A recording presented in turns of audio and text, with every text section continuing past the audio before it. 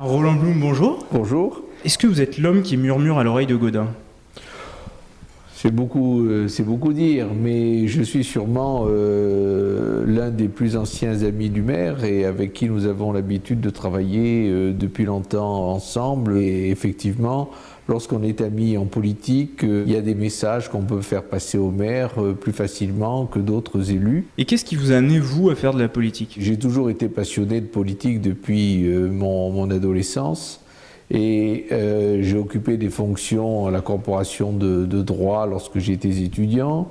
J'avais été très sensibilisé aux événements de mai 1968 et j'avais toujours dans l'idée, un jour ou l'autre, de faire de la politique et de me présenter à des élections parce que je pense que la politique est un bon moyen, pour même dire plus, le seul, pour faire passer des idées et entrer, les mettre en application et entrer dans l'action.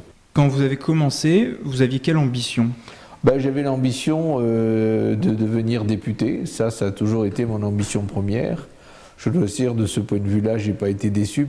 J'avais l'ambition aussi, un jour, de diriger cette ville. Et vous n'êtes pas un peu jaloux du bureau d'en face ? Parce que vous avez dit non, que non, vous savez, en politique, je crois qu'il faut toujours agir avec prudence et il n'est jamais très bon de vouloir être le calife à la place du calife. Quand on regarde votre parcours jusqu'à aujourd'hui, vous avez toujours été un élu marseillais. Vous n'avez jamais eu envie d'occuper un poste plus important, j'allais dire, à une dimension plus nationale ? Oui, un ministère. J'ai failli, à quelque chose près, j'ai failli être secrétaire d'État dans le premier gouvernement Chirac de 1986. Je n'ai jamais beaucoup fait les couloirs pour cela. J'ai toujours voulu privilégier ma base, c'est-à-dire ma circonscription, c'est-à-dire Marseille. Il n'y a pas un moment où on se dit, on a l'impression de tourner un peu en rond ? C'est vrai qu'au bout d'un certain temps, on peut avoir cette impression, mais il faut savoir que la politique, c'est quelque chose qui se renouvelle constamment. Une ville, ça évolue.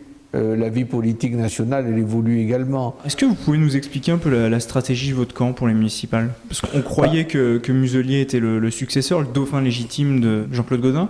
Finalement, il n'exclut pas un nouveau mandat. Tessier ne cache pas son envie non plus d'y aller. Oui, moi, vous savez, je suis de ceux qui pensent que tout cela est encore prématuré. Le sénateur-maire n'a pas lui-même dit ce qu'il allait faire.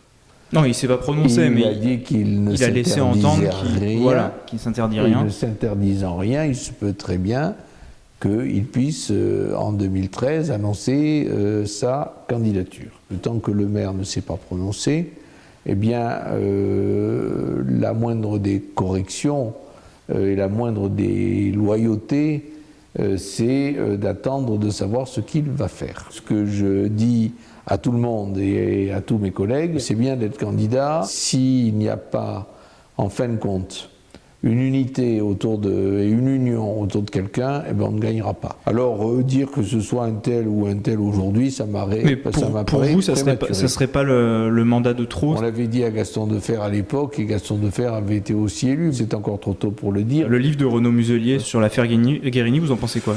Il a eu raison de le faire ? Vous l'avez lu ? Dans sa logique, je dirais, monsieur Muselier a sans doute bien fait de faire ce qu'il a fait.